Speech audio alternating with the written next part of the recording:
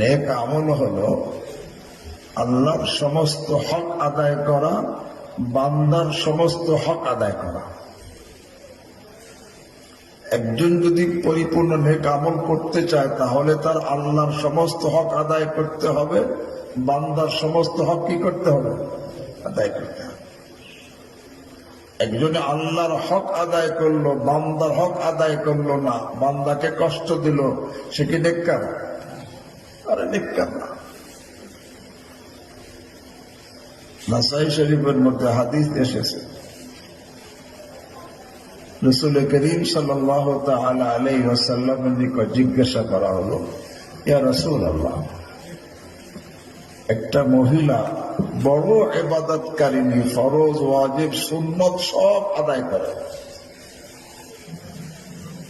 এবং নফলও কি পরিমাণ করে, প্রত্যেক দিন সে রোজা রাখে, একদিনও রোজা ছাড়ে না, নফল রোজা, আর সারা রাত নফল নামাজ পড়ে।